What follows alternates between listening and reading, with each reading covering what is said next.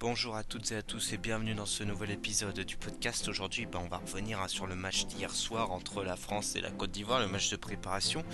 On va essayer de décrypter un petit peu ce qui s'est passé, d'expliquer un petit peu les choix de Didier Deschamps et puis voir ce que ça veut dire avant la Coupe du Monde. Est-ce que cette défaite est si importante et impactante que ça? Spoiler, non, voire pas du tout.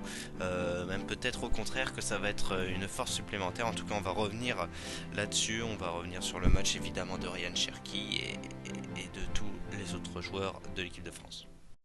Donc déjà, il est nécessaire de dire bravo à la Côte d'Ivoire qui a pour le coup fait vraiment un très très bon match. Je ne pensais pas que la Côte d'Ivoire était aussi forte collectivement. Mais attention, peut-être la surprise de la Coupe du Monde qui arrive. Même si pour moi mes favoris restent dans l'ordre, je mettrais Espagne grand favori. Ensuite je mettrais la France. Ensuite en troisième l'Argentine. Quatrième je mettrais le Portugal. Et en cinquième, je mettrais pas l'Angleterre au genre d'équipe, je mettrais peut-être la Norvège. Parce que la Norvège, je les sens très très bien partis pour cette Coupe du Monde. Je dis pas qu'ils vont gagner, ça m'étonnerait qu'ils gagnent. Mais ça m'étonnerait pas qu'ils aillent loin, qu'ils aillent jusqu'en quart de finale même, même en tout cas. Donc à voir. Mais en tout cas, la Côte d'Ivoire, très bien parti. Très très bonne, très très bon match de préparation pour eux. Ils gagnent à la Beaujoire à Nantes contre l'équipe de France, première équipe FIFA. Eux, ils doivent être 34e au classement FIFA. Et en tout cas, magnifique match de Guela Doué, donc le frère de Désiré Doué, qui a joué du coup en tant qu'arrière droit, hein, le joueur de Strasbourg. Donc il a marqué et il a aussi fait une passe décisive. Alors, ce que je trouve intéressant sur la Côte d'Ivoire, c'est qu'ils sont arrivés en tant que non favoris, ils sont arrivés en tant qu'outsiders un petit peu contre cette équipe de France. Et ce qu'ils ont réussi à proposer en tant qu'outsiders, c'est très bien parce que ils savaient qu'ils avaient une qualité de jeu plus basse que l'équipe de France. Ils ont pas des joueurs aussi techniques que l'équipe de France en a, mais ils ont quand même de très très bons joueurs. Ça c'est non négligeable. Et ils ont réussi à imposer leur jeu, à défendre bien collectivement ensemble. Et les phases de jeu offensives qu'ils ont eues, ils en ont profité. Ils ont fait des phases de jeu. On dirait que c'était un entraînement pour eux parce que ils ont fait des combinaisons offensives, c'est même pas, ils ont pas marqué deux buts de merde, hein. Ils ont marqué deux très beaux buts sur deux phases de jeu collectives très, très impressionnantes, en une ou deux touches de balle à chaque fois. Donc ouais, même le centre de Gueladoué sur le deuxième but est très beau. Et ouais, son premier but, Mike Maignan est prêt à contre-pied. Donc franchement, c'est très très bien joué de la part de la Côte d'Ivoire qui mérite complètement sa victoire, hein. Il faut se le dire aussi. À voir ce que ça va donner pour eux, du coup là avec la Coupe du Monde qui arrive. Mais ouais, c'est plutôt positif pour eux. Donc ils vont devoir, ils vont avoir quand même un groupe très relevé, hein, parce qu'ils ont l'Équateur à jouer en premier match. Ensuite c'est l'Allemagne et ensuite Curaçao. Donc ils devraient gagner contre Curaçao, mais c'est vrai qu'Allemagne-Équateur, ça va être un petit peu compliqué parce que l'Équateur est pas à prendre à la légère dans le sens où ils ont une très bonne équipe et ils ont surtout une très bonne défense. Mais peut-être que pour moi, la Côte d'Ivoire est au-dessus de l'Équateur et on sait que l'Allemagne depuis quelques années c'est compliqué, donc ça se trouve ils peuvent même faire l'exploit de finir premier de leur groupe. Faut peut-être pas s'avancer non plus trop, on va attendre, on va voir match par match ce qui va se passer. En tout cas, la Côte d'Ivoire ne pouvait pas faire un meilleur match de préparation que ça. Ensuite, du côté de l'équipe de France, il y a quelque chose qui m'a sauté aux yeux, qui m'a énervé dès le début, c'est le fait que Didier Deschamps est forcé à vouloir mettre Mbappé en pointe. C'est vraiment une erreur, mais je ne sais pas comment Didier Deschamps fait ce choix alors qu'il met Thuram sur le terrain et il le fait jouer à gauche. Thuram est bien meilleur en tant que buteur, même si bon, je suis pas un grand fan de Marcus Thuram. S'il a décidé de le mettre titulaire, autant qu'il le mette en tant que buteur et qu'il mette Mbappé sur la gauche. Alors des fois, à un moment, Mbappé s'est retrouvé sur le côté gauche et Thuram était au centre et il a fait quelques différences. Donc je pense, enfin en tout cas j'espère que Didier Deschamps l'a relevé et va y réfléchir pour le laisser sur la gauche à l'avenir. Et puis de toute façon, il va pas mettre Ousmane Dembélé le ballon d'or sur le banc, ça serait ridicule parce que Dembélé il veut le faire jouer où si ce n'est en tant que buteur. S'il le fait jouer à droite, ce serait vraiment bête quoi parce qu'il n'a pas joué à ce poste depuis plus de deux saisons et on a très bien vu que son meilleur poste c'est en tant que faux numéro 9. Donc j'espère que c'est ce qui va se passer. En plus si Cherki obtient sa place de titulaire comme il le mérite puisque après le match qu'il a fait, en tout cas c'est ce que j'ai espéré aujourd'hui, j'ai vu Cherki titulaire, je me suis dit j'espère il marque ou il fait une passe décisive ou en tout cas il fait un très bon match pour prouver à Didier Deschamps qu'il doit être titulaire parce que Didier Deschamps ne le met pas forcément en titulaire indiscutable. Donc j'espère qu'avec ce match il a pu prouver, il a fait un excellent match, hein. C'est surtout que c'est un magicien quoi, il rapporte un petit peu de technicité sur le terrain, il produit le beau jeu j'ai envie de dire. Il avait fait un très bon centre là avec son petit jongle et une sorte de petite chandelle. Et ouais, il a frappé plusieurs fois. Il a apporté une animation offensive à l'équipe de France qui manquait depuis l'Euro 2024 où bah on avait ce problème de finition. Et je trouve depuis qu'il y a Cherki, depuis qu'il y a Olysée, on a ce problème qui est un petit peu réglé parce que c'est des joueurs très créatifs. Ils ont beaucoup combiné tous les deux, surtout pendant la première mi-temps du coup, comme après Olysée est sorti de toute façon. Mais ouais, ils ont beaucoup combiné tous les deux, ça a très bien marché. J'espère que Didier Deschamps l'a relevé et va pouvoir garder Cherki titulaire en tant que numéro 10 parce que mettre au lycée numéro 10 comme il l'avait fait à d'autres occasions, c'est pas la meilleure solution. Surtout qu'il a été bien meilleur au cours de la saison à droite avec le Bayern. Donc j'espère que c'est ce qu'il va faire, le laisser à droite, mettre Dembélé en pointe, Mbappé à gauche, là où il est le plus performant. Et en plus, il pourra combiner avec Théo Hernandez, qui a pas fait un mauvais match, mais bon, j'ai envie de dire, il se remet en jambe, hein. Et puis après, ouais, Cherki en numéro 10, c'est vraiment parfait. Il a mis un superbe but. Son deuxième, les deux buts qu'il a mis en équipe de France, c'est des très beaux buts. Surtout celui contre l'Espagne, mais celui-là aujourd'hui, il était très bien joué. Il a débloqué une situation qui était un petit peu compliquée en première mi-temps en soi, parce que la France n'arrivait pas à marquer. Donc, ouais, excellent match de Cherki. Ensuite, bah, on a la paire au milieu de terrain de Chouamini Rabiot qui a bien fonctionné. Après, c'est la paire de milieu de terrain que Didier Deschamps préfère depuis quelques temps. Alors, il y a Manu Koné qui est rentré en deuxième mi-temps, qui a fait un plutôt très bon match, je trouve.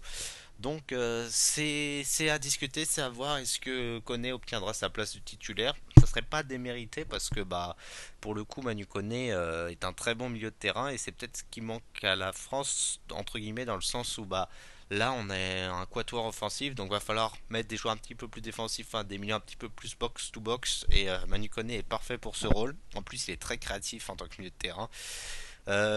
Ensuite, bah, la défense, c'est un petit peu plus peiné hein, sur le premier but de Gueladoué et c'est Konaté qui se trouve, j'ai envie de dire, et sur le centre de Gueladoué, Digne est pas dessus et puis il y a personne pour intercepter Diallo qui a plus qu'à marquer. Donc bon, il y a quelques petites erreurs à revoir, mais comme je l'ai dit, c'est pas une défaite vraiment très grave dans le sens où bah c'est même très bien qu'on ait ces défaites maintenant. Parce que bah, ça va permettre à Didier Deschamps et son staff de travailler sur les points qui ont été un petit peu plus difficiles. On va pouvoir corriger les erreurs, pouvoir corriger ce qui n'a pas été juste avant la Coupe du Monde et ça c'est plutôt positif. Comme je dis, Théo Hernandez, je trouve, je l'aime bien dans son rôle en tant que latéral un peu piston, mais je l'aime encore mieux quand il y a Mbappé à gauche avec lui pour combiner. Donc j'espère que ce sera fait. Pareil, Lucas Digne a fait un bon match en vrai. Est-ce qu'il mériterait pas sa place de titulaire? À voir, ça dépend dans quel style de jeu on va s'orienter. Upamecano, je l'ai trouvé pas si alarmant que ça. Il a été bon, mais c'est sûr que ça aurait pu être mieux. Et Koundé, mitigé. À un moment, il a fait une relance dans l'axe qui était pas très bonne, donc ouais, compliqué. Et puis bah Maignan, difficile de le juger. Il s'est pris deux buts, c'était deux buts compliqués quand même, deux tirs compliqués à arrêter. Mais d'un autre côté, il a quand même sorti quelques parades intéressantes, surtout à un moment où il arrête du bout des doigts sur un face-à-face. Donc Maignan, c'est pas en état d'alerte, j'ai envie de dire. Et puis le problème, c'est qu'en deuxième mi-temps, les remplaçants français n'étaient pas au niveau par rapport aux remplaçants ivoiriens, il faut le dire. Après, N'Golo Kanté qui a quand même fait un bon match. Et j'ai beaucoup aimé quand même le fait de faire jouer à Kliouche et puis Mateta, donc de leur laisser un petit peu de temps de jeu pour voir un petit peu ce que ça donnait. Alors à Kliouche, je trouve ça excellent qu'il joue en tant que remplaçant d'Olysée en tant que attaquant droit. Et il est un peu dans un même style de jeu, mais un petit peu plus. Enfin, il va pas aller trop chercher à rentrer dans l'axe. Donc c'est un petit peu différent à la fois, mais un petit peu similaire. C'est un avantage qu'on a. Et Mateta, bah, un pur buteur, vraiment, ça c'est intéressant à voir. Il a essayé de chercher des solutions. Il a peut-être pas marqué trop de points. En tout cas, Malo Gusto, lui, il a, je pense, tout fait pour essayer de marquer des points auprès d'Didier Deschamps pour jouer en tant que titulaire. Je pense que Jules Koundé restera titulaire quoi qu'il arrive. Et ouais, après, bon bah, on a Zaïre Emery qui a eu un petit peu de temps de jeu, c'était assez intéressant à voir. Dommage qu'il a raté un moment une petite balle qui aurait pu finir en but. Et non, non, l'équipe de France n'a pas été à son meilleur niveau. Comme je le dis, c'est pas très grave, ça va permettre de corriger là entre aujourd'hui jusqu'au match contre l'Irlande du Nord. Et je pense que contre l'Irlande du Nord, on va avoir ces changements qui vont être opérés. On va avoir cette amélioration, même dans la finition, dans la créativité, avec Cherki qui est au lycée qui apporte déjà quelque chose de mieux dans cette équipe de France. Et c'est le temps que ça se mette en place, tout simplement. On va voir ce que ça va donner. Et puis après, il y avait aussi le fait que l'équipe de France revenait d'un stage de préparation physique entre guillemets parce il y a eu tout un entraînement à Clairefontaine qui les a préparés physiquement.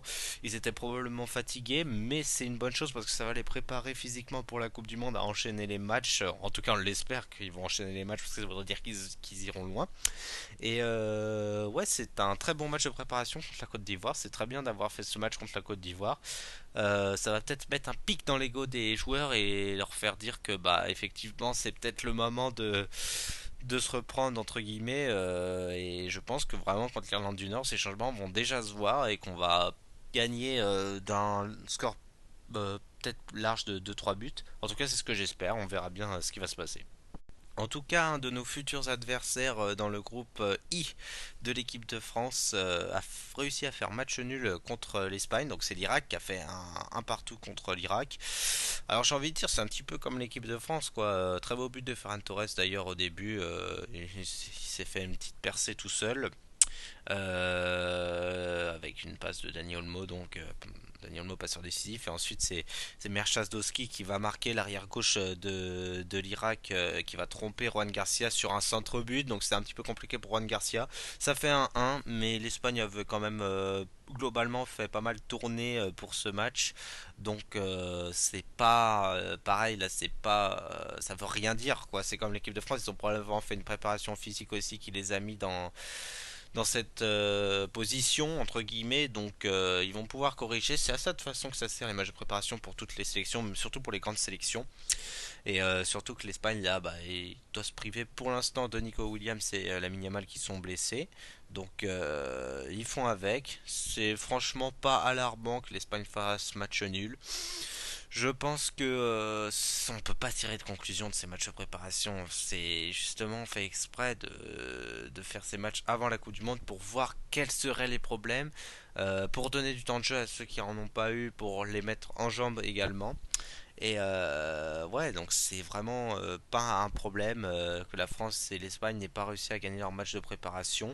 On verra ce que ça donnera pour le deuxième match de préparation. Donc pour la France, c'est l'Irlande du Nord.